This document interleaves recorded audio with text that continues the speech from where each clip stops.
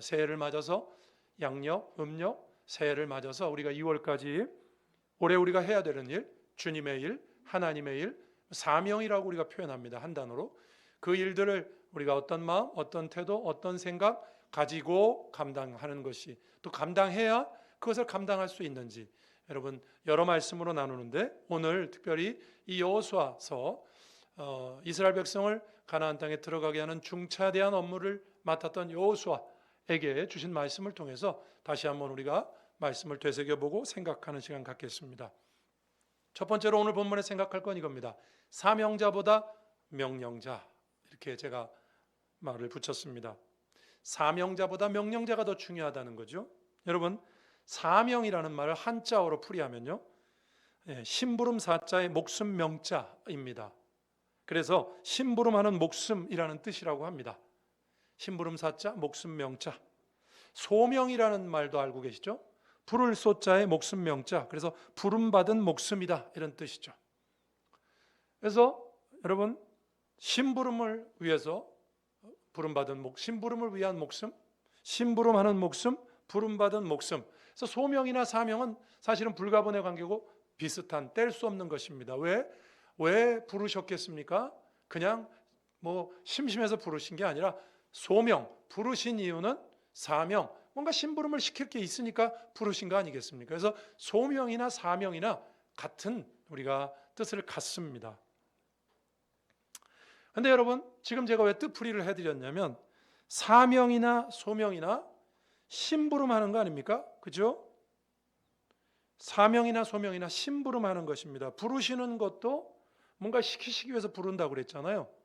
그래서 사명도 심부름, 또 소명도 하나님이 뭔가 뜻이 있어서 부르신 것. 그래서 사명이나 소명에서 중요한 것은요, 여러분, 그 사명을 맡은 사람이 아닙니다.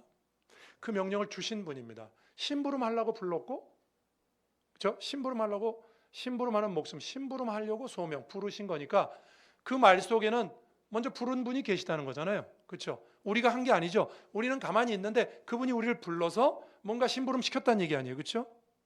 그러니까 이 사명이라는 말에서 단어 자체가 갖는 뜻에서도 중요한 뜻은요, 사명자가 중요한 게 아니라 명령하신 분이 중요하다, 그 뜻이 이 속에 들어있는 겁니다. 사명의 시작은 내가 아닙니다. 그렇죠? 여러분이 하나님의 일을 하겠다고 뛰어나오셨습니까? 아니에요. 우린 그렇게 믿지 않습니다. 나는 가만히 있었는데, 심지어 죄인 가운데 있었는데 예수 그리스도를 통해서 십자가로 구원하신 하나님께서 우리를 부르셔서 하나님의 일을 맡기신 겁니다. 그죠? 그러니까 아까 심부름한다, 부르셨다, 이 말 속에는 심부름하려고 부르신 분이 계시다는 거니까, 나는 가만히 있었는데 그분이 나를 부르셔서 심부름시킨다는 뜻이니까 사명이나 소명이라는 단어에서 제일 중요한 건 우리 사명을 맡고 있는 나, 혹은 내가 하는 일이 중요한 게 아니라 나를 부르신 분이 중요하다. 믿으십니까? 제가 왜 이걸 굳이 나눠서 말씀을 드리냐면, 우리는 이렇게 생각할 수 있어요. 내가 하나님께 사명을 받았다, 그래서 내가 하는 일이 이거다. 그래서 사명을 받은 나 자신이나 내가 하는 일에 우리가 좀 더 집중할 수가 있어요. 그런데 성경이 말하는 것은 그게 아니라 내가 하는 일이 중요한 게 아니라 나를 부르신 그분의 뜻과 그분이 더 중요하다는 거죠. 사명에 있어서는 그래서 사명자보다 그 사명을 명하신 명령자가 더 중요하다는 것을 첫 번째로 우리가 인식해야 됩니다. 여러분, 그렇기 때문에 사명에 있어서 가장 중요한 것은 말씀드린 것처럼 사명을 받은 사람이 아닙니다. 우리가 아니에요. 사람이 아니에요. 하나님이 중요하십니다. 믿으십니까? 사명을 주시는 분이 중요한 거죠. 부르심과 임무를 주시는 분, 그분에게서 사명이 시작됐잖아요. 그렇죠? 시작점에서 생각해야 되지 않습니까? 그래서 사명, 우리가 뭐 교회 안에서 사명이다, 소명이다 이런 말 많이 하는데, 사명과 소명에서 제일 중요한 건요, 내가 어떤 일을 맡았다, 내가 뭘 한다가 아니라 나에게 맡기신 그분을 묵상하는 게 더 중요합니다. 그것이 사명에 있어서 제일 중요한 것입니다. 그래서 제가 사명자보다 명령자라는 이름을 붙인 겁니다. 여러분, 세상에서도요, 어떤 일을 실행에 옮길 때 그 권위가 누구에게서 나왔느냐가 중요하지 않습니까? 누가 시켰느냐에 따라 결과가 달라집니다. 그렇죠?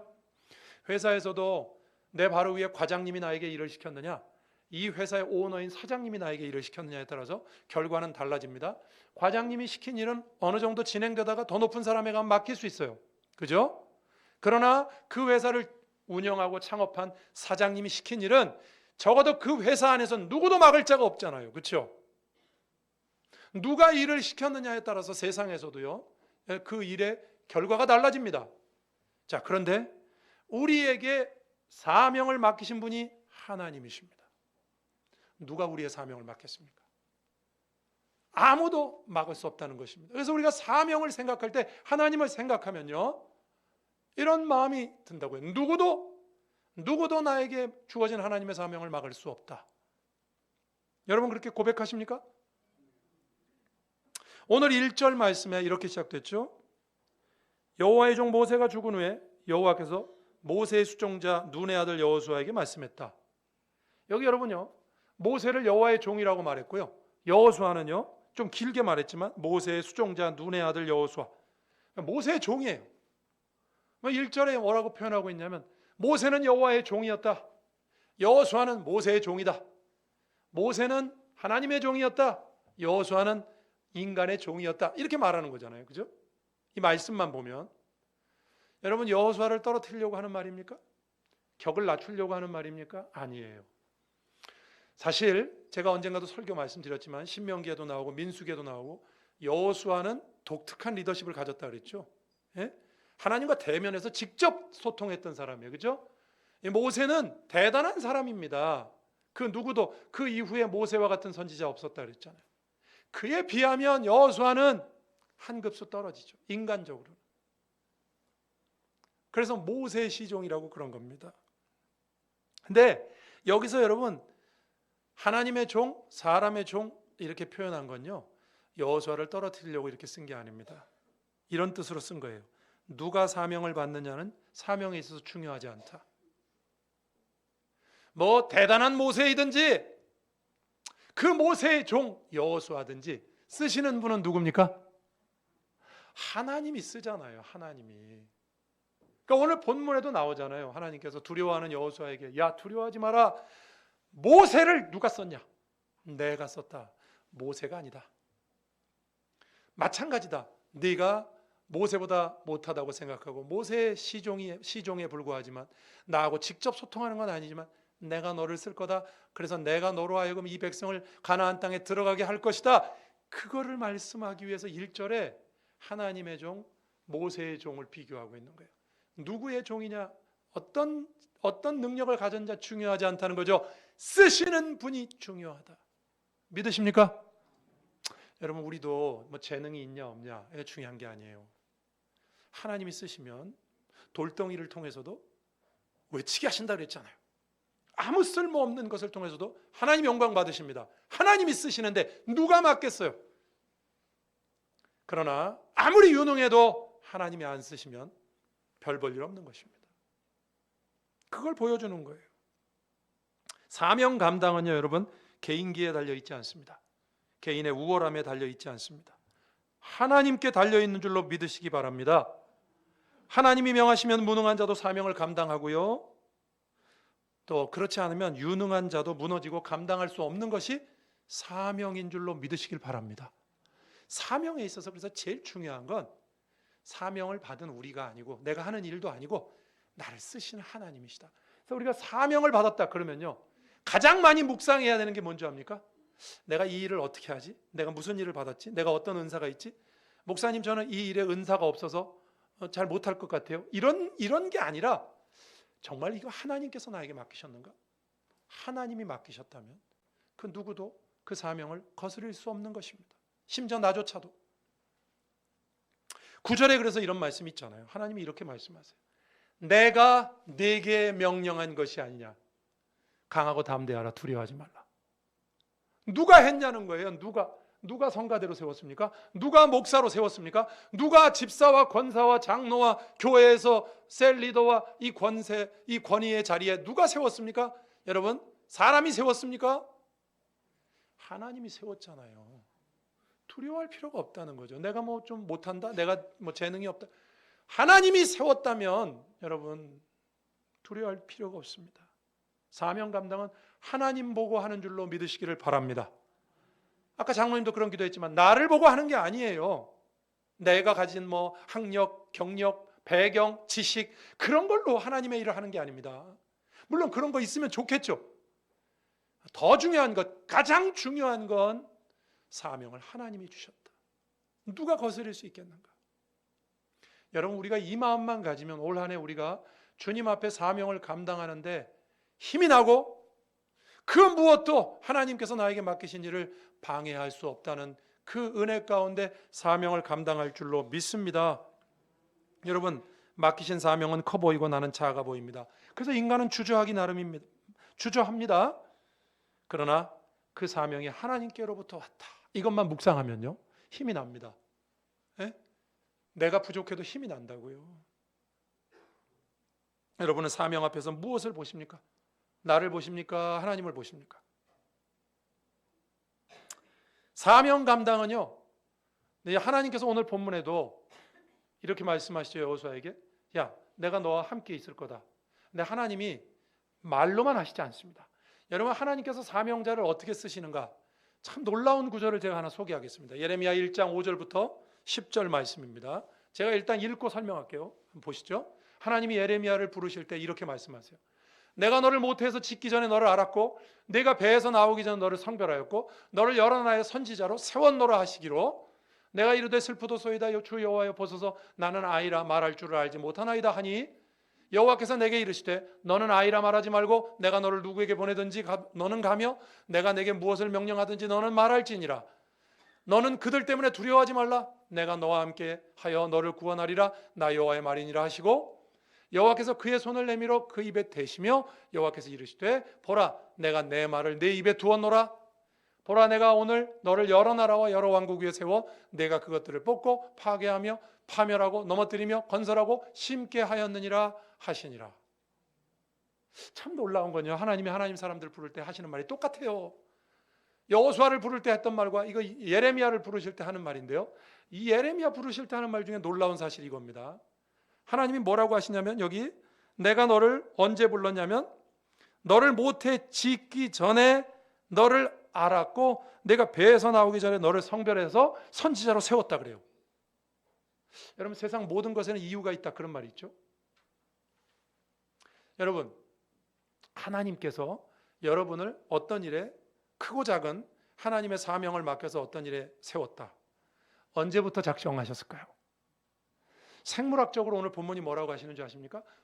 남자와 여자가 만나 가정을 이루고 아이가 생길 때 뱃속에 수정이 돼서 아이가 생기죠. 그 수정이 되기 전부터 나는 너를 구별해서 알았고 선지자로 세웠답니다. 놀랍지 않습니까? 여러분, 세상 사람들이 말하는 것처럼요, 우리가 오늘 이 온마음교회 이 자리에 앉아 있는 거, 저도 온마음교회 이제 같이 여러분과 함께 하는 거, 이게 어떻게 세상에 이렇게 굴러먹다가 어쩌다가 여기 와서 앉아 있는 겁니까 우리가? 전혀 아니에요. 여러분, 하나님이 뭐라고 말씀하시냐면 너 태어나기 전부터 결정했다 이미. 놀랍지 않습니까? 여러분, 하나님께서 우리에게 사명을 맡기실 때 그렇게 하셨다 그래요. 태어나기 전부터, 너 수정되기 전부터 너는 선지자다. 와, 이게 사명이랍니다. 놀랍지 않습니까?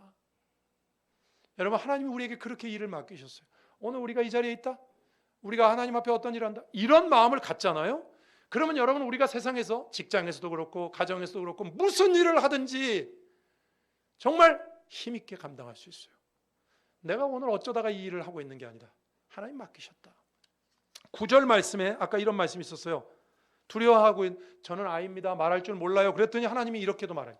그의 손을 친히 그 입에 대시며 이르시되 내가 내 말을 내 입에 두었다. 이게 무슨 뜻이죠? 하나님은 말만 너와 함께 하신다 하시잖아요.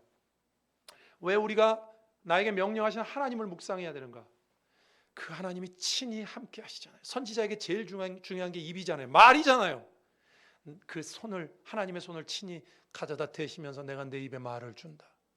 이건 직접적인 도움을 주신다는 뜻 아닙니까, 여러분? 내 힘으로 하는 게 아니라는 뜻 아닙니까, 여러분? 믿으십니까? 올 한 해 우리가 교회 안에서도 또 여러분이 맡은 세상에서도 어떤 일을 감당하시든 소명, 사명 다 비슷한 뜻이에요. 직업도 소명이라는 라틴어에서 왔어요. 여러분, 우리가 하고 있는 모든 일들은 하나님이 세워서 하는 것이지 내가 어쩌다가 이렇게 하다 보니까 굴러먹다가 내가 이 일을 하고 있는 거 절대 아닙니다. 그렇게 생각할까 봐 하나님이 너 태어나기 전부터 결정했다, 이렇게 말씀하세요. 여러분, 이 확신 속에서 일하실 수 있기를 주의 이름으로 축원합니다. 무엇도 두려워할 필요가 없습니다. 왜? 하나님이 세우셨는데. 사명을 발견하는 것보다 더 중요한 건요, 사명을 주신 분을 발견하는 것입니다. 사람들이 흔히 이런 얘기합니다. 자신의 사명을 발견한 사람은 행복한 사람이다. 그죠? 내가 이 세상에서 무슨 재능을 가졌고 어떤 사명으로 하나님의 일을 하는지 그 사명을 발견한 사람은 행복한 사람이다, 그런 말을 합니다. 제가 그거보다 더한 말을 하겠습니다. 사명을 발견한 사람이 행복한 사람이 아니라 사명을 주신 분을 발견한 분이 행복한 분입니다. 그 하나님을 만나고 그 하나님을 묵상하면 나에게 아무것도 없어도 나에겐 사명이 있다. 혹시 제가 이런 말 하니까 이런 생각하시는 분 계십니까? 목사님, 뭐가 있어야죠. 저는 정말 뭐가 없는 것 같고 재능도 없는 것 같고 저한테 무슨 사명이 있습니까? 이렇게 말할 분이 계십니까? 아니요. 하나님의 부르시면은 후회함이 없다 그랬어요. 이 세상 그 어떤 것도 다 이유가 있듯이 우리에게도 이유가 있습니다. 제가 한 사람 이야기를 해보겠습니다. 미국 사람인데 햄크스라는 사람이 있습니다. 이 사람은 광산에서 일하다가 부상으로요, 일찍 두 눈이 멀고 두 손을 절단합니다. 몇 번이나 자살을 시도하죠. 이 정도 되면 눈이 안 보이고 손이 둘 다 없는데 자살을 시도하죠. 몇 번이나 자살을 시도했으나 실패했고, 안 되겠다, 굶어 죽어야 되겠다, 금식하기로 결심합니다. 그리고 굶던 중에 하루는 예일대학교의 유명한 교수가 그 마을에 와서 강연한다는 얘기를 듣고 가서 한번 들어나 보자. 그 교수가 그날 했던 강의가 이겁니다. 사람마다 하나님께 받은 사명이 있다. 이 주제로 강연했어요. 여러분, 이게 햄크스에게 와닿았겠습니까? 그래, 당신들은 멀쩡하니까 당신들한테는 맞겠지. 나는 눈도 안 보이고 팔도 없어. 내가 무슨 소명이 있고 사명이 있는가? 이렇게 생각했어요. 그래서 강의 듣고 난 다음에 교수를 만났습니다. 이렇게 물어봤어요. 나같이 눈도 없고 손도 없는 인간에게 무슨 사명이 있겠습니까? 당연히 이런 질문을 물어보죠. 그러자 그 교수님이요, 이렇게 답변하셨어요. 당신에게는 아직 입과 귀와 발이 있지 않습니까? 당신에게 남아있는 것들을 가지고 얼마든지 하나님의 영광을 나타낼 수 있습니다. 여러분 같으면 어떻게 들립니까, 이 말이? 눈과 손이 없는데 입과 귀와 발이 있잖아요. 그런데 성령께서 역사하셨죠. 그 말을 듣는 순간 햄크스가 희망의 빛을 발견합니다. 아, 그렇지, 이렇게 죽을 건 아니지. 그래서요, 하나님을 믿고 회개합니다. 그리고 입과 귀와 발을 주신 하나님에 대해서 진심으로 감사합니다. 그의 삶이 변화됐어요. 스탠포드 대학에, 미국의 서부에 있는 유명한 대학이죠. 스탠포드 대학에 입학해서 열심히 공부합니다. 적극적으로 환난과 역경을 이겨내고요, 졸업 후에 미국의 유명한 강연자가 됩니다. 진짜 입으로 하잖아요. 입과 귀로, 발로. 손과 눈이 없으니까. 여러분, 하나님이 쓸데없이 부르는 사람이 있습니까? 하나님, 나는 아무것도 없어. 저 사람들 봐봐. 저 사람들은 이렇게 많잖아. 내가 무슨 소명이, 사명이 있습니까? 그렇게 말씀하시겠습니까? 하나님의 부르심과 은사에는 후회하심이 없느니라. 로마서 말씀 기억나십니까? 후회하심이 없어요. 하나님이 괜히 부르시지 않습니다. 그것도 오래전부터 작정하고 부르셨어요. 믿음으로 받으시고, 여러분, 올 한 해 우리에게 맡겨진 사명, 하나님이 주신 것으로 믿고 감당하실 수 있기를. 사람이 시킨 것 절대 아닙니다. 하나님이 시키신 것을 믿고 그 하나님 묵상하고 그 하나님께 힘을 얻으시길 주의 이름으로 축원합니다. 두 번째입니다. 사명 감당의 방법, 말씀 순종입니다. 여러분, 이건 당연한 것이에요. 왜냐하면 사명에 있어서 가장 중요한 건 명령하신 하나님이라 그랬죠. 그러니까 사명을 감당하는 방법도 내 개인기가 아니라 그분 말씀에 순종하는 거 아니겠습니까? 그렇죠? 말씀 순종 너무 중요합니다. 6절 보시죠. 강하고 담대하라, 그렇게 하셨고요. 7절 보시죠. 강하고 담대하라 그러시면서 7절에도 또 똑같이 강하고 예레미야가 아니고요, 여호수아 1장 7절입니다. 오직 강하고 극히 담대하라 그러신 다음에요, 곧 이어지는 말씀에 이 말을 합니다. 율법을 다 지켜 행하라. 여러분, 하나님이 이렇게 말씀하시지 않아요. 강하고 담대해서 세상하고 싸워라 이렇게 말하지 않아요. 강하고 담대해서 말씀을 지켜라 이렇게 말해요. 그러니까 우리가 강하고 담대하다 그러면 세상하고 남들과 싸우고 이렇게 생각하잖아요. 강하고 담대해서 세상과 싸우라가 아니라 율법을 지켜라? 나하고 싸우라는 말입니다. 지키고 안 지키고는 내 문제 아닙니까? 그렇죠? 어떤 분들은 이렇게 얘기해요. 목사님, 제가 하나님 말씀 순종하고 싶은데요, 세상이 그것을 허용하지 않습니다. 제가 있는 조직이 허용하지 않고 제 상황이 허용하지 않아서 저는 하나님 말씀에 순종하지 않습니다. 못합니다. 핑계입니다. 왜? 어떤 사람은 그 상황에서도 순종하거든요. 그거보다 더한 상황에서도 순종하잖아요. 햄크스도 순종하잖아요. 핑계입니다. 그래서 강하고 담대해서 세상과 싸우라고 하지 않고요, 오늘 말씀은 강하고 담대해서 너와 싸우고 말씀에 순종하라고 말하는 것입니다. 여러분, 올 한 해 우리를 처복종시켜 주님께 순종하시길 바랍니다. 8절 보시죠. 몇 가지를 얘기해 봅니다. 순종과 관련해서. 율법책을 내 입에서 떠나지 말게 해라. 내 입, 누구죠? 여호수아 입입니다. 여호수아가 이스라엘을 리더니까 이렇게 생각할 수 있어요. 나는 이 백성들을 잘 하나님 말씀 듣도록 잘 가르쳐야 되겠다. 목사가 예를 들면 성도들에게 하나님 말씀 잘 가르쳐야 되겠다. 그리고 자기는 안 살아. 그럼 말도 안 되는 것입니다. 하나님이 이렇게 말씀하세요. 너 이 백성 잘 이끌고 싶냐? 너부터 잘 지켜라. 하나님 말씀. 너부터 순종해라. 그래야 이 백성도 순종하지 않겠는가. 내 입에서 떠나지 말게 하고, 8절에서 또 한 말씀이 있어요. 그 안에 기록된 대로 다 지켜 행하라. 무슨 뜻이에요? 취사 선택하지 말라는 얘기입니다. 내가 좋아하는 말씀은 순종하고, 내가 할 수 있는 말씀은 순종하고, 내가 못하겠는 말씀은 안 하고. 여러분, 우리가 살아가면서요, 하나님의 말씀을 취사 선택하고 있기 때문에 하나님의 능력이 나타나지 않는 것입니다. 내가 좀 손해를 보고 안 되는 것도 순종을 해야 하나님의 능력이 나타나죠. 그렇죠? 믿으십니까? 다 지켜 행하라. 취사 선택하지 말라는 말입니다. 그러면 형통하게 될 것이다. 성공하게 될 것이다 말씀하십니다. 여러분, 사명 감당은 내 능력이나 개인기나 배경이나 지식이 아니라 순종에 달려 있습니다. 근데 순종해야 되는 건 다 아는데요, 문제는 우리가 순종하기 싫어합니다. 순종을 안 해요. 인간이 어느 정도 순종 안 하는 줄 아십니까? 제가 최근에 들은 얘기로 한번 얘기해 볼게요.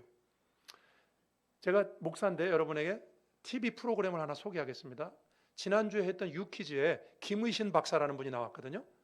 미국의 MD 앤더슨 병원에서 50년간 암 전문의로, 그 병원이 그렇게 대단한지 저도 처음 알았어요. 거기 암을 전공하는 사람이 1,500명, 암을 연구하는 박사가 1,500명, 3,000명이랍니다. 그래서 우리 이건희 회장도 거기 가서 폐암 치료받았죠. 세계 유명한 부호들, 또 아랍의 대왕자들 다 그 암 걸리면 다 그 병원 갑니다. 거기 50년 동안 있었던 분이 오셔서, 좋은 크리스찬이에요. 그분이 쓴 책 중에 이런 내용이 나옵니다. 그 이번 주에 유퀴즈는 꼭 한번 보십시오.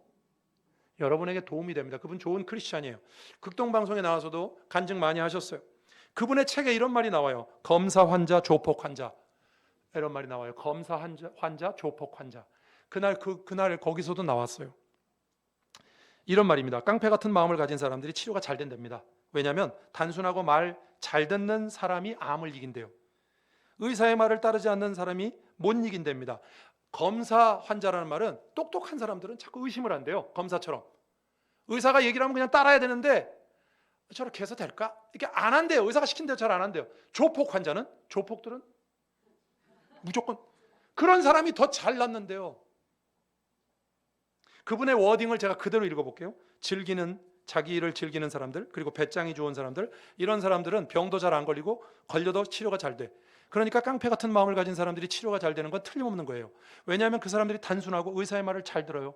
그런데 사람들은 말을 잘 안 듣는다 이 말입니다. 사람은요, 그 극한 상황에 와서 곧 죽는다 그러는데도 잘 의사의 전문가의 말을 안 들어요. 제가 이걸 들으면서, 그러니 우리가 하나님 말씀 듣겠습니까? 자기 생각들이 다 있어요. 하나님 말씀 안 들어요. 오늘 제가 칼럼에도 썼습니다만, 여러분 요즘 우리 잠언 큐티하고 있죠. 잠언에 마음이라는 말이요 96번 나옵니다. 마음을 잘 관리해라. 마음이 중요하다. 근데 김의신 박사도 똑같은 말을 해서 제가 소개하는 거예요. 마음, 잠언이 31장이니까 96번이니까 한 장당 한 3번 이상씩 나오는 거예요. 잠언의 마음이 얼마나 중요한지 아느냐 많이 나와요. 4장 23절에 보면 생명의 근원이 거기서 난다. 양약이 된다. 마음이 약이 된다고 돼 있어요.